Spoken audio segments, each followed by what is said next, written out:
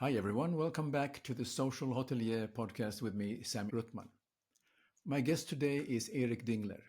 With more than 25 years of experience in marketing, Eric is here to help us to connect the dots between our favorite marketing tactics, which we are sometimes very good at, and an effective marketing strategy. Eric also happens to travel the world full time as a digital nomad with his wife and 4 kids. Eric, what country are you in right now and how long will you be there? Well, Eric, we just got to Northern Ireland about 4 days ago, and we'll be here for 3 more weeks. So you're spending Christmas in Ireland. Spending Christmas in Ireland. We're very excited for it. Our kids are pumped. We've got 4 kids, 12, 14, 16, 17, and they've already connected to some local kids here, and it's shaping up to be a really nice Christmas. Wonderful, wonderful. I mean, I think that's special when you can, considering your childhood where you were growing in US, you had a certain Christmas, and you must have spent Christmas around the world in different countries. So that gives always the new nuance to the Christmas spirit. Yeah, this for us having Christmas markets is a brand new experience, and we have discovered we love Christmas markets. Europe just does it so much better. That's good. Yeah, we have our own here in Helsinki also, and even I live here, so I tend to get excited every year. I always meet the same vendors. Particularly, there's one guy who is importing Italian chestnuts, so I buy his roasted chestnuts every year, and that kind of puts me into the spirit. And then we try the carousel with my wife, and obviously it's for the kids, but I think there's no limit of what age you can enjoy carousel, and we actually enjoyed it a lot. Yeah, nice. Well, we're enjoying them. It's great. Wonderful. So, just for the audience who are listening around the world, could you get some background and tell me about a bit about your how you developed a digital lifestyle with your family and how it fits your profession as a marketing expert? Yeah, absolutely. So I'm what I call an accidental CEO. It wasn't my goal to build a digital marketing agency, but it's where we ended up. And thrilled that we ended up here. But for the most part of my career, I was marketing a summer camp, and so every year I had to go out and do the marketing and bring in new campers and new staff, and just recreate that summer camp experience over and over. And then went out from there, and my wife and I, we planted a church, and I learned how to do church marketing, and which is very different. And then always had little side businesses that I did marketing for. And then my wife and I decided we wanted to adopt. And so we have two biological children, and we adopted a sibling group of two children, and we wanted to do that debt free. And so we were going to have to come up with an additional $50,000 to fund our adoption. And I started building websites for people on the side. And that by the time we brought our two kids, adopted kids home, I had a web design business. And so decided to do that full time to as a way to help other people fund their adoptions. So we started a nonprofit, and we now run our company to fund our nonprofit. And then through that, it just we pivoted to being a marketing agency, which is great because that's really what I've always done, Yeah. and been the most found the most joy out of, from a work perspective, was the marketing kind of stuff. And Okay. so now we help hundreds of companies across the United States market. And my wife and I, we were getting ready to buy a house, and we had a few months before things were going to be all in alignment.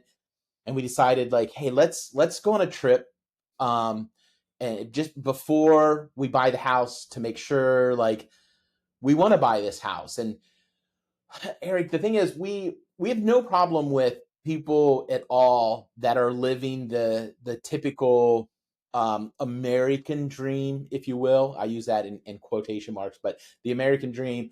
But we just were doing what everybody else was doing. We got married and we had 2 cars and we had the kids and we were getting ready to buy a house. And then we adopted 2. So we had our kids, and our kids were in all these activities, and our life was just looking like all of our friends' lives. And it was busy and it was good, but we never made the intentional decision that that's what we want our life to look like. We were just doing it because that's what everybody was doing. And so we said, well, let's experiment. Let's go on this trip and see if we like it. And so we took a 3-month trip to, we were in Istanbul for 2 months and did a month in Eastern Europe. And we decided at the end of that, we never wanted to stop traveling. So we went back to the States, sold everything we own. And for 3 years now, over 3 years, we've been traveling full time around the world, and just beyond thrilled. It's such a great experience. Wonderful. I mean, this is something that is not for everyone, clearly, to live a digital nomad life, and particularly particularly when you have to plan to move to a different place, because I think we're looking for a kind of a sense of security always, that there should be like a best surprise is no surprise, but you don't seem to have that problem of planning with your wife, and of course the kids need to be involved in that decision making where you're moving next, but then to go to a new place, and in one way you're starting all over again. So is it a thrill for you, or you feel very comfortable of just exploring the new opportunity? Yeah, well, it's interesting. It's become our routine, and so to us, it's not that big of a deal anymore. We meet people regularly that are like, oh, do you guys have a YouTube channel? And we're like, no. And they're like, oh, you should have a YouTube channel. I want to watch. And we're very much like, our life is really boring. Like, we don't know what you would watch. It's Wednesday afternoon at 3 o'clock. I'm in an office. My wife and kids are at home. She's homeschooling. They went to a museum this morning, which we would have even done when we were in our passport country, the United States. And there's a pot roast in the crock pot. And I'll go home tonight at 6 and we'll have dinner, and we'll watch some TV as a family, and we'll go to bed, and tomorrow morning we'll get up and we'll do the same thing. Yeah. And so we live our life not that much different than what it looked like in the United States. It's just we're inside 4 different walls. And then the evenings and weekends, we get to go see new things, So like, we get to go see the Christmas market here in Northern Ireland. And we are people with faith. Our Christian faith is very important to us. So this past Sunday, we already went to a church and met some people at the church and got connected, and after church hung out and got to know a lot about this area. And so there are those moments in between just normal day-to-day life that are unique as a digital nomad. But as far as the planning, it doesn't take as much planning as people think. It does at first. But we didn't even have an Airbnb lined up until last Thursday. We thought, up until last Thursday, we thought we were going to Greece, to be honest. And we changed our mind kind of last minute and found a place here in Northern Ireland. We were in London and, grabbed a couple tickets on Ryanair and popped over here on Sunday. Okay, very good. Now, because you're moving from place to place, and you're becoming a new customer over and over again for this stuff that you're normally used to, whether it's the groceries or the getting the going for whatever reason you're going somewhere. So how has that experience being a new customer over and over again across a different culture reshaped your understanding of marketing strategies and the role cultural nuances play in their effectiveness? Okay, so I would say, Eric, this is the thing that I didn't expect at all to happen, that surprised me. Like, I knew when we started out being digital nomads, like, it was going to impact our family, it was going to impact our kids. Our kids are having a very unique lifestyle, and there's some intentionality with that we wanted them to see. But I never, ever, ever thought it would completely revolutionize how my company and how we handle marketing for our clients. I thought I knew marketing. I thought I really knew it and had it nailed and stuff like that. And then I have realized through these last 3 years, I started realizing that um, marketing is a lot more simple than we make it out to be. Um, because we get inundated with messages, and it happens to me all the time. I get emails every week that, I need to try this new thing, I need to do this, and I'm I believe leaders are readers, so I'm constantly reading business books and listening to podcasts and stuff like that. And so I hear people talk about all these different tactics. I got to be on LinkedIn, I should have a podcast, you should have a YouTube channel, you should have a TikTok, you got to do SEO, you got to do content with that, you have to have funnels and upsells and downsells, and you hear all these things that you got to do and things like that. And because of that, it makes marketing seem very complex. But I realized, unlike like when we had a rooted life, so that in the digital nomad lingo land, it's called rooted. You're either rooted or in location independent. Rooted just means that you live in the same place all the time. Most of the things we needed, we've only had to find them one time. Doctors for the kids, barbers, where to buy clothes, where to buy shoes, where to buy groceries, what little convenience store we like, restaurants. You find these places once. Every 4 to 6 weeks, we have to find all of them again. I can't even tell you at this time, how many different times we've had to find a doctor for one of our kids, or a barber. My gosh, my boys and I have been to so many barbers around the world, pizza shops, burgers, shoes. Northern Ireland is freezing cold, by the way. I don't know if anybody else is aware of this, but it's cold. And we spent the last 2 years in South America, Central America and South America. I landed here Sunday with one long sleeve coat. I have a nano puffy coat that compacts down real small, really super warm. But outside of that, I just had t-shirts. Well, everybody keeps their internal temperature around 18 degrees Celsius, 64 degrees Fahrenheit. That's freezing cold to what we were used to. My house in the States, we always kept it at 72, maybe like 20, 22, 21, 22 Celsius. And so I had to go, but where do I go in Northern Ireland to find an inexpensive, long sleeve fleece? And so every 4 to 6 weeks, we have to find everything brand new. And I started realizing there are these places that are getting my money all of the time, and they're all doing the same thing. They all have the same things in common. And that is when it started to click on me. This is effective marketing. I go through, and Eric, you go through, and everybody listening to this, we go through the same 4 steps, 4 phases every single time we buy something. And most people have talked about it for years as the buying cycle, the 4 steps of the buying cycle. Awareness, consideration, purchase, advocacy. Well, I realized that that's also the marketing cycle.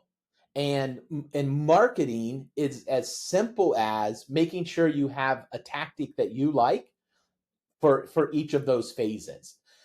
And as you do that, you're going to stand out amongst the competition, and your marketing is going to be more effective, and you're going to win more wallet share from people like me. And if we stayed here, if we became rooted in Northern Ireland, a lot of these places we're going to for the first time would be the places we would go to the second time, the 10th time, the 50th time. Yeah. Okay. So I mean, you mentioned that wherever you travel, you're always looking at certain uh, importance of the four phases of marketing. Could you just repeat for the audience again when it comes to the marketing? Which are the key phases that should be paid attention to? Maybe there's one of them that the business are not paying enough attention to. Yeah. No, that's good. That's a good question. Okay, so to revisit the 4, it's awareness, consideration, purchase, and advocacy.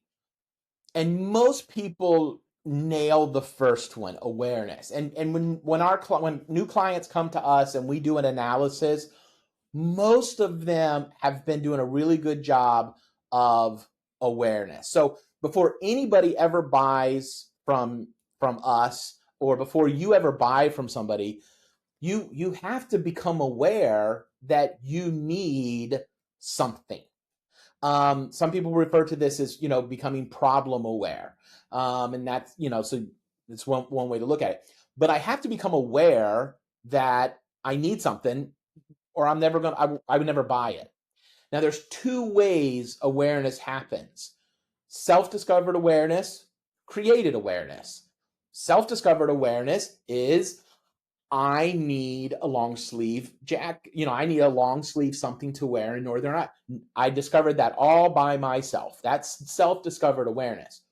Created awareness is when I see an ad for something I didn't even know existed, and I'm like, oh, I want to buy that. I need that. That would solve all of my world's problems.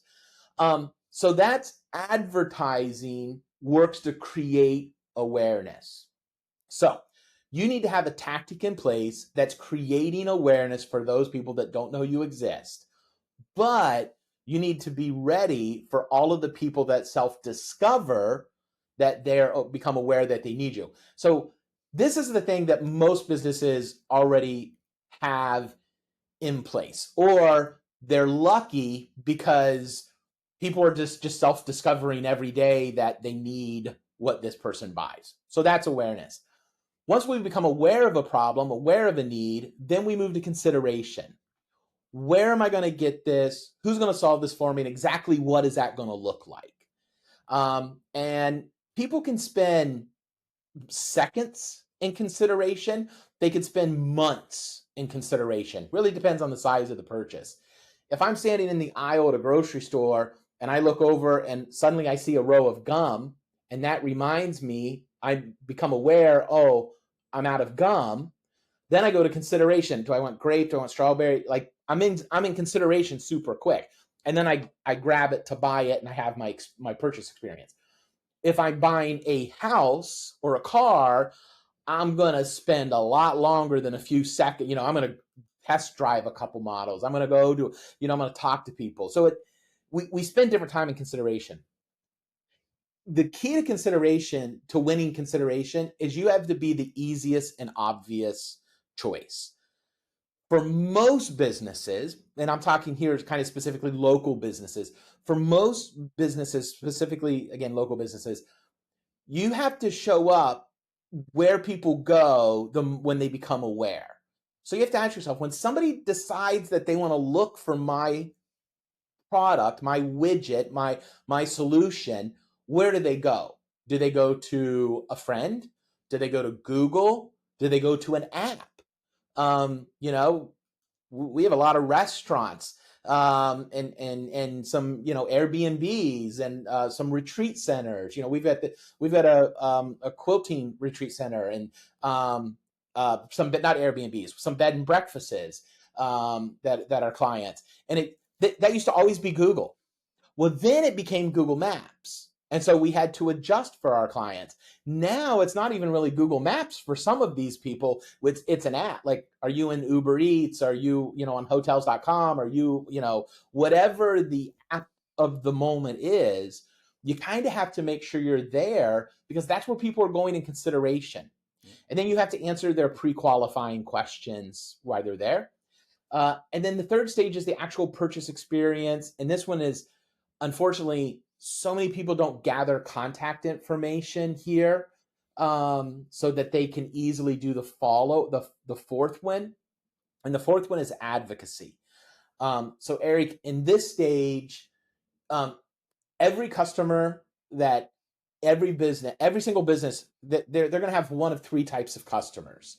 And you are this customer yourself of many brands and many businesses. You're either a raving fan, a roaring critic, or you're silently satisfied.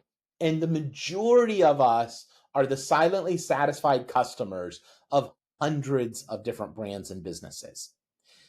It's the brands and businesses that figure out how to remarket to you, how to they gather your contact information, they start building relationship with you through social, through email, they get you to leave a review that starts training you to be somebody that speaks about them highly. They start turning you from silently satisfied to raving fans. They give you an event to bring your friends to. They give you a reason to share and promote.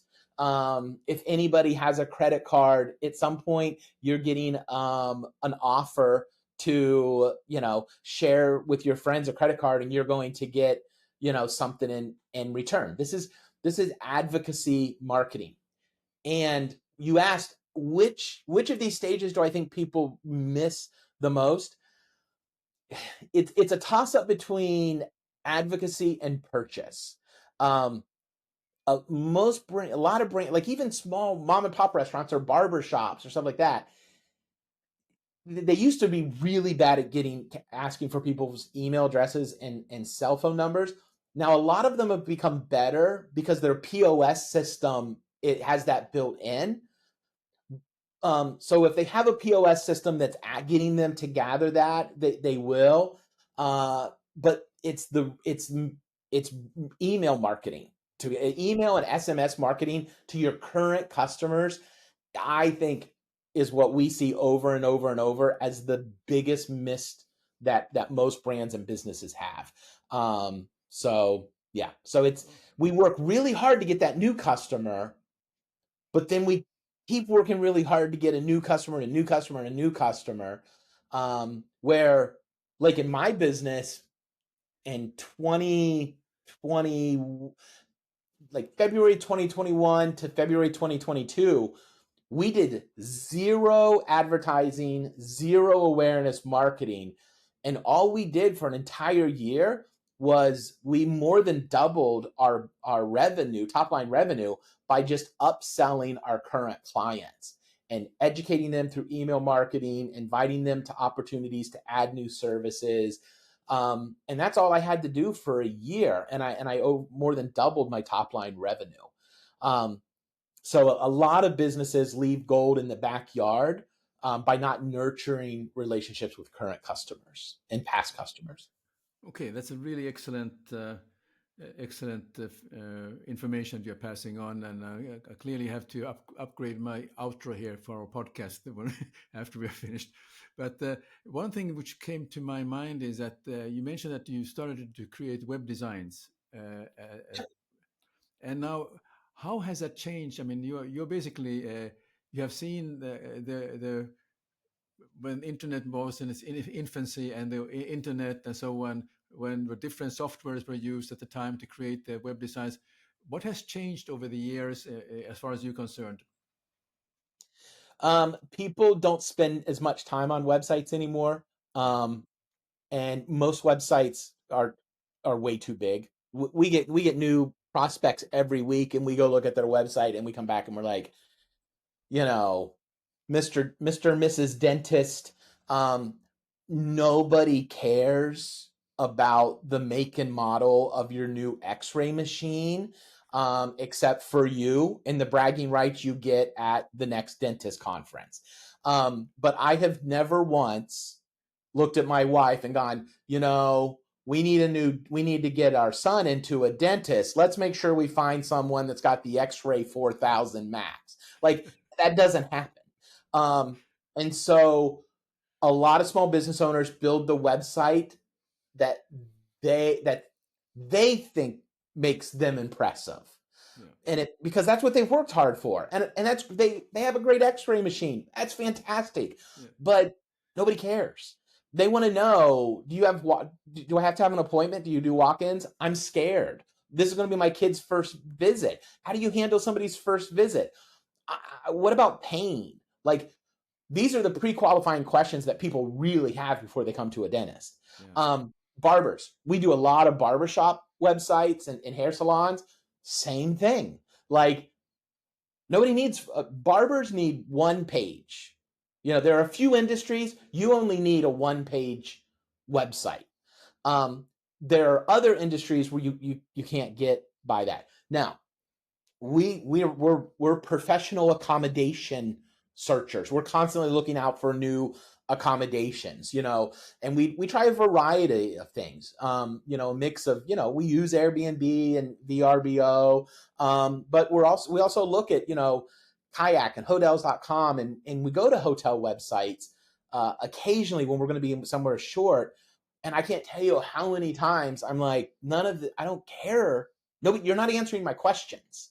And so I think that's the biggest change. People now show up to websites with predefined questions they want answered, where it used to be we didn't know what to ask. We didn't know what but now we know exactly what we want. We just want it answered. And AI, people are going to see a lot less traffic coming to their websites because now AI is answering a lot of the questions for them. Yeah. So you have to start preparing for that shift. You can try to be the site. You can mark your sites now with new, you need to make sure you're marking your website with what's the proper schema markup and things like that. But there's now ways we need to start structuring websites if you want to try to be shown in AI results. So that's, and honestly, ain't nobody knows what that's going to look like. Anybody that tries to tell you they know exactly what this is going to look like in 18 months is lying. That nobody has a clue. Yeah. But we have to be adjusting to this regularly right now on the search results side. Sure. How is it? Just by curiosity, because I'm in tourism and hospitality, and I see the destination websites, and I was in a conference here a week ago in Malta, and there's part of the Mediterranean Tourism Forum. Now, Mediterranean is about 23 countries, if I'm not mistaken, and now the idea is to create a tourism portal for the Mediterranean called Mediterranean Observer. And there's been a lot of discussion, what should the Mediterranean Observer look like? And it has been going on for a while. It's been basically news only. And I was just want to get out of the blue, getting your feedback. Is news the important thing, or is it maybe some untold stories that some observer who is going to a village in the mountain of Cyprus learn something about the place, and that would attract people to travel there? What do you think?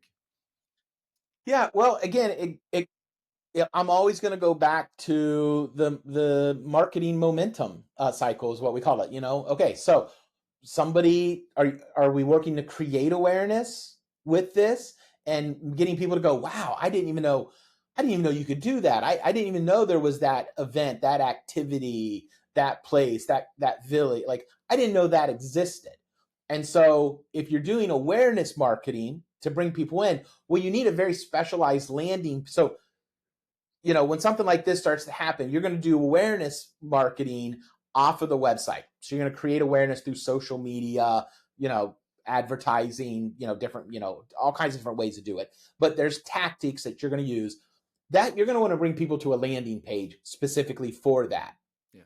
But then we now need to then go, okay, what happens in consideration? Well, once somebody decides where they're going to go, what to do? What can we do there? And again, we look this kind of stuff up all the time. Things to do in Northern Ireland as a family. Now, we often add the as a family at the end of our search results. So that's where you have to spend time going like, who are we solving a problem for, and what's the problem we're solving? Once you identify the problem you're solving and who you're solving it for, then we got to ask, what are their qualifying questions? What are they looking for? And then we need to place that in there. And then you can expect, on average, in most websites, now this is a very generalized statement. So, some people are going to listen to this and go, well, that's not true for my industry. And it's probably not. But as a general rule of thumb, we can expect 4% of somebody coming to a website to take the action you want them to take. So if it's book now, you can expect at most to get 4% of website visitors to do that. That's a good benchmark for book now, call now, schedule a free consultation, whatever it is. So you have to have a transitional call to action for the other 96%, and capture their information. This is where you offer a lead magnet, the email magnet. Yeah. And so, people come to this, access portal for Mediterranean, well, what's going to entice them to share their contact information with you? Because now you can start building that relationship and trust. And then how do you track once they actually come and they visited and they get back and they tell everybody who they want to tell and they show those first few pictures, because that's what people do after traveling. But then they're going to slide into silently satisfied. So how do you re-engage them and get them back? That's email marketing and stuff. I don't know if that's answering your question or not. More than I expected. Fantastic. Okay. It was very good, because we didn't prepare for this question, so I thought I want to kind of test your thinking pattern, and I'm very happy about how the way you were thinking about it, and it's very helpful. So thank you so much already. No worries. Now then, we had a discussion earlier before we did this podcast. You mentioned about Buenos Aires, about a restaurant. It's called Yahtzee, or Yahtzee. Yeah, Yahtzee. It's a game very much in the United States. Yep. Okay, and they had some sort of a tactic, and can you talk about what tactic did they do? And then I'm interested to know, how do you weigh the risks of adopting an unconventional marketing strategy against the potential rewards, especially when aiming to transform these that you talk about silently satisfied customers into advocates? Okay, yeah, I am a raving fan of this restaurant in Buenos Aires, Che Bonche. So it is very unusual for my family and I now to go to a restaurant more than one time, because we're only someplace, we're only in a city for 4 to 6 weeks. And if it's in so we have a food budget, and that budget doesn't change wherever we are in the world. It's our food budget. We're full-time budget travelers. We live on $8,000 per month. A lot of people think it's a lot. We live on a very extravagant. Nope, it's not. I mean, that's a pretty typical income, middle class income in the United States. And so we live on $8,000 per month, and we have a food budget. And in some cultures, and some countries, not cultures, but in some countries, our food budget goes a long way, and we can eat out a lot. And then in London, we never eat out. So, London is where cheese and tomato sandwiches. Like my wife's favorite place on the earth is the Peter Pan statue at Kensington Palace. And so every time we are in London, we go to Borough Market, we grab some drunk cheese and meat pies from Ginger Pig, and then we have a loaf of bread and tomatoes, and we go to the park and we have cheese and tomato sandwiches, and we buy 3 meat pies, and each of us get a half. Like that's the extravagance of what we can afford to do there. But in Argentina, in Buenos Aires, we're able to eat out a lot. Our food budget goes very far.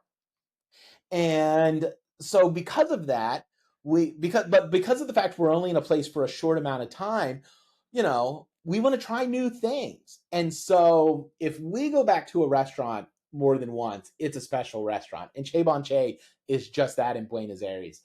So we went in, we wanted to watch a football game. My boys are really into soccer. And so, we wanted to go, and there was this football game they wanted to see. Argentina was playing. We were in Argentina.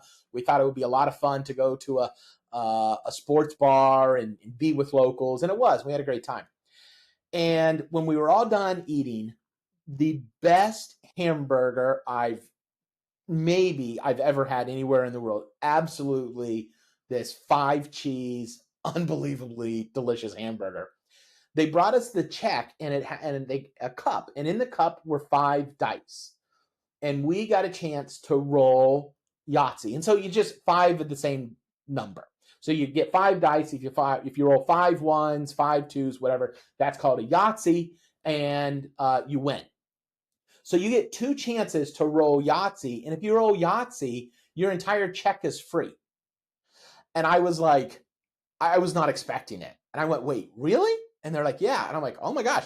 So, we let our son roll the dice. I don't know why. He's not the luckiest kid. I don't know why we let him do it. We should have let one of our other lucky kids do it. But he rolled the dice. We didn't get Yahtzee, so I had to pay for our meal.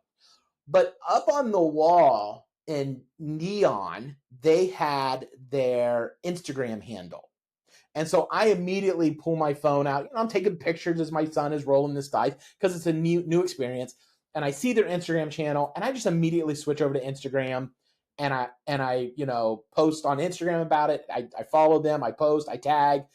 Because I'm in the business of getting local businesses more Google reviews, my wife and I, like, a big part of our bread, and we eat because of helping businesses get more reviews from their customers. So we are constantly leaving reviews for every business we interact with. And so I left them a Google review, but this time I added pictures, which I normally do, but I had pictures, and we went back as a family 2 days later and ate there again, because they created the purchase experience. So let's go back to the marketing momentum cycle. I love frameworks. We became aware. We self-created awareness of, we want to watch a football match with Argentinians in an Argentinian sports bar. Awareness. Consideration. Well, where are we going to go? We don't know anybody here. We've only been in Argentina for 24 hours. We don't know anybody to ask. So we get out our phone, we go to Google Maps. I think my wife went to Apple Maps, and we searched for sports bar near me. Now, we are in a Spanish country, so it's in Spanish, but our Google is amazing at translating this, and a couple places came up. And so we scrolled through those first couple ones until we saw one that was close. It had their hours. It had their updated menu. We looked at 1 or 2 other places. We couldn't find their menu. We didn't know what their prices was, or a lot of the menus were older than 6 months. Inflation is changing pricing in restaurants in Argentina so fast that, prices may be double, triple what they were on the pictures from 6 months ago. So we're constantly looking for a menu from right now. We found this place that answered all of our pre-qualifying questions, had really good reviews, had a lot of reviews. We could see current pricing right now, which is important for us as a family of 6.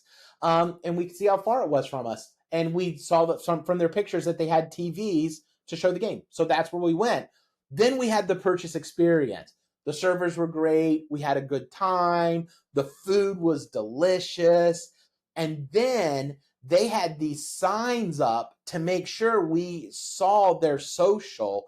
They started inviting us to interact with them on social to help turn us into raving fans.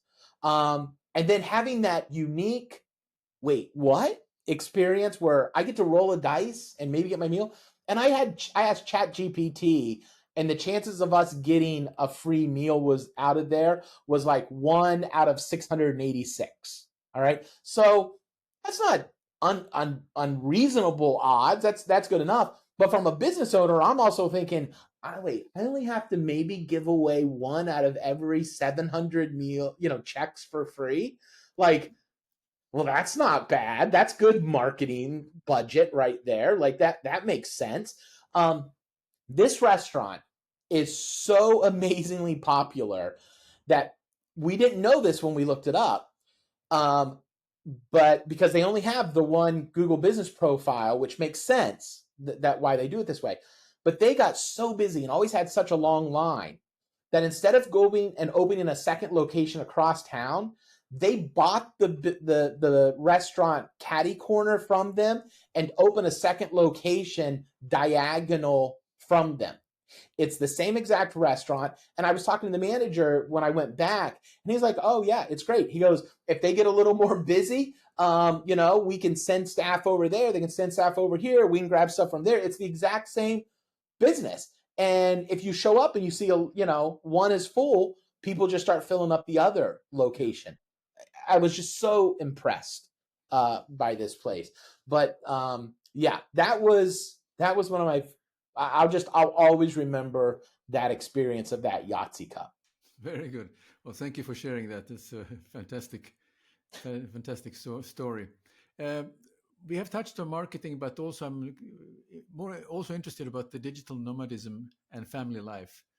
And you mentioned about the unique challenges that you have, but could you just maybe expand and dig a little bit deeper on what unique challenges and benefits have your experience raising a family while adopting the digital nomad lifestyle, and how have you addressed these challenges while maintaining stability for your children? Because I think this is something maybe the audience are very curious about, how the children feel about moving from place to place, since they have made friends and now they have to start all over again, if you will. Yeah, well, so we started it, like I said, with a test trip. So one of the things I love, shoot a bullet before a cannonball. And this kind of goes back, you had asked at the end of the last question, you would ask me to like, how do I also balance, trying a new thing, in business, like the Yahtzee idea. Like if somebody wanted to try that in their business, how do you balance trying a new idea and stuff like that? And I'm always test it first. We're constantly testing things with our clients.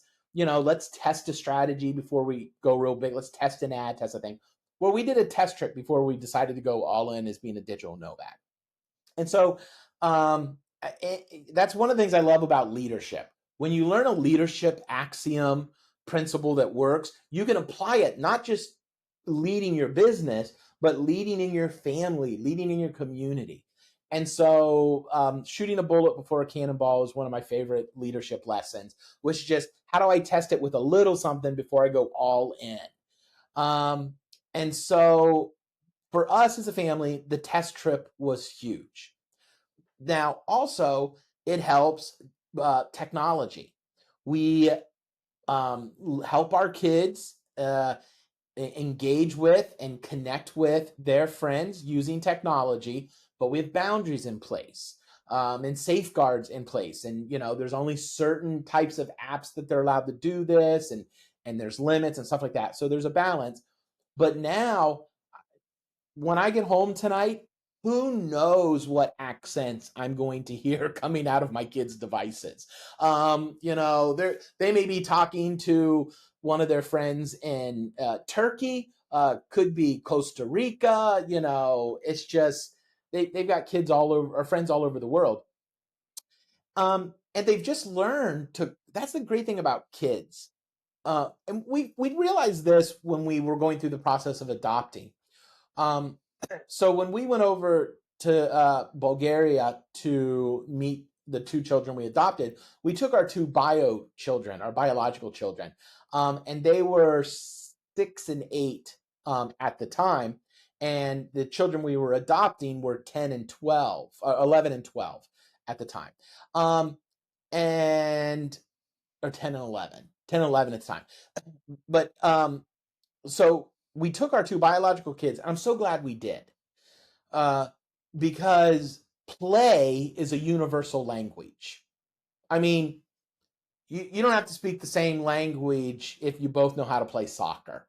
And luckily they all did. And so we could go to the park, and our biological children who spoke no English could go out and play, or I'm sorry, our adopted children who at the time spoke no English could go play with our biological children who spoke no Bulgarian, but they could just play. And so kids are able to adapt quickly and they're not afraid to adapt as quickly as adults. We get so used to what we define as comfort. And so getting here to Northern Ireland, we took a chance on an Airbnb hostess who is a new Airbnb hostess. And she's got a lot to learn. um, so we got to the house, and it was, she had not turned the heat on at all, and it was just those thin radiators. Well, when everything in the house is really, really cold, a radiator doesn't heat it up like that, um, and I could only get the radiators on. I couldn't get the radiator on at all in the bathroom or two of the bedrooms. And it's like 4 p.m. And we're just like, ugh. um, and so it was a cold night. We were able to get one bedroom heated, the living room. I was moving mattresses around the house, and stuff like that. Now, you know, to me, yeah, that could have been really frustrating. I could have got really mad and things like that. But why? She's new, she's learning. As long we reached out right away, she was very apologetic. She started offering ways to help make it right, so she was trying. Okay, um, but it was still frustrating, Sure. and stuff. But learning to keep things in perspective is key, and like, so we were talking as a family about, because everybody was starting to get like, this is so cold, I'm so cold, I'm so cold, because we were very cold. And finally, we were just like, yes, we're cold, but we're together. It's an adventure. It's always going to be a story. We've spent 10 days on the Appalachian Trail. We spent 10 days in the Amazon jungle. We can live in hard, extreme environments. This is no big deal. And then the next morning, I got up to go find my office, and I passed probably a half dozen, people that had been sleeping outside all night. And it reminded me of this. My dad used to quote this song all the time when I was a kid, and he would tell my brother and sister and I all the time, I cried because I had no shoes until I saw a man that had no feet. And it reminded me of that. And so coming back to the house, last or Monday night, I just kind of shared that with the kids as we were having dinner, and that wasn't new to them. And we just had a conversation about how blessed we were with this house. Is it cold? Yes. But there's a roof, there's four walls. My 12-year-old is like, Dad, the Wi-Fi is so fast. Like, he's so happy that the Wi-Fi is fast. Yeah. We were eating a hot meal because it had a kitchen we could cook on. We could afford the groceries, So you just start if we had experienced this as vacationers coming out of a rooted environment, I'd have been marching my kids to a hotel. I'd have been on Airbnb demanding a refund. Like, I'd have been, my entire experience in Ireland, in Northern Ireland, would be ruined because of that.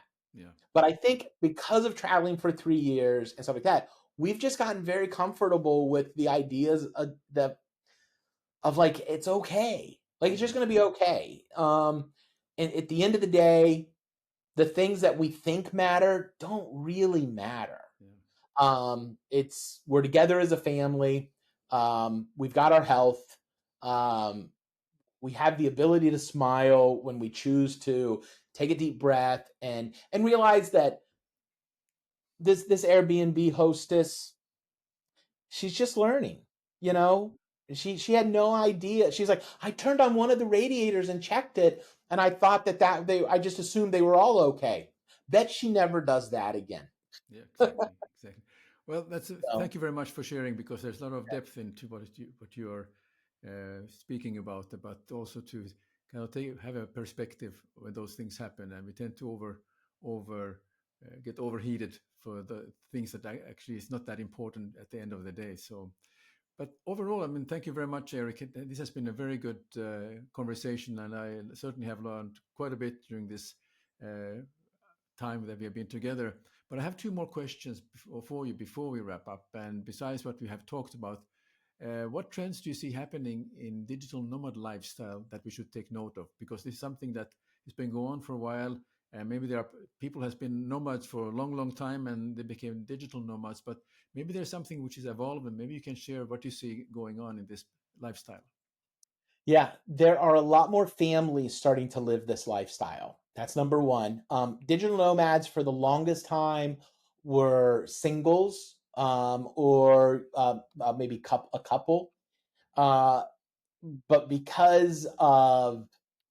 what our because of what our current culture for most of us uh, tells us is acceptable means to educate our children, we don't believe that kids can have this type of lifestyle. So a lot of families feel like they look around and we get like, well, what about guitar lessons? Well, one, none of our kids, none of our kids are that talented that, they're going to, a guitar is going to take them through life. If it was, that would be different. But our daughter wanted to learn how to play guitar. You can find people that give guitar lessons in every city of the world. Our kids have been in soccer leagues, and our kids have been in clubs and organizations. And a lot of places in the world, like my wife will call them up and say, hey, we're going to be there for 6 weeks. Would it be possible for our kids to join in? And we nobody has said no yet. Everybody's been like, yeah, that would be great. We would love to have them. Okay. Because people start organizations for kids because they love kids. Yes. Now, what if somebody does say no? That's fine. Then they said no. Why would I don't care. That's Yeah. they're allowed to say no. They're allowed to say Sure. no. Sure. But back to leadership, never say somebody's no for them. Like just Yeah. ask. Um, and so I would say a big trend is a lot of more families are traveling as digital nomads now. Now some we're kind of a mix of mid-range speed. Some people go much slower than us. Some people go much faster. So there's lots of ways to do it. So that would be, I would say, is probably the biggest trend. And the second one I would say is after COVID, a lot of people started traveling nomadically because their job suddenly let them work remote. But in the last 3 months, we are starting to see a lot of friends and people whose the companies are going, remote's not working. You got to come back to the office. Um, and so the benefit to that is I never have to worry about somebody telling me to come back to my office because I own my business. So owning your business is worth it, because a remote job, that person could change their mind at any time about letting you be remote. Yeah. Very good. So, lastly, if people are interested to find out more about you, how can they do so? Well, I'd like to give two options, if I can. So if anybody wants to just go to ericdingler.com, that's going to forward you to my LinkedIn. Just connect with me on LinkedIn. If you're interested in the travel side, the running a location independent business, like connect with me on LinkedIn. But if you're listening and you have a company and you're interested in unpacking your marketing and you'd like to kind of see where your marketing is as it relates to the marketing momentum cycle, you can go to mymarketingscorecard.com. And I've got an assessment there. It takes about 4 minutes. And at the end of you taking that assessment, you're going to get a 1-page marketing action plan, customizable with the results from the assessment. That's really quickly going to let you see the answer to the question you asked earlier, Eric, which is which one of the four do most companies tend to miss when they're doing the marketing. mymarketingscorecard.com. That assessment is going to let you see where you're crushing it in awareness, consideration, purchase, advocacy, and what area maybe needs a little bit of attention. And so people can go over there if they own a business. They can go over, take that assessment, and get the results and the 1-page marketing action plan that goes along with it. Fantastic. Well, Eric, thank you so much. I appreciate you joining today and today's episode. And thank you for all the fantastic insight. I certainly have learned a lot, and I'm sure the audience are applauding behind the curtains here. So thank you so much again. Thanks for having me, Eric. I appreciate it. Thank you for tuning in to the Social Hotelier. If you enjoyed this episode, please take a moment to leave us a review on YouTube, give it a thumbs up, and don't forget to hit the subscribe button to stay updated. If you're listening to the podcast, please write a review on Apple Podcast. You can accomplish that by going to Apple Podcast on your mobile device. We have an incredible lineup of guests coming up your way, so stay tuned for more thought-provoking conversations. Until next time, take care and keep exploring.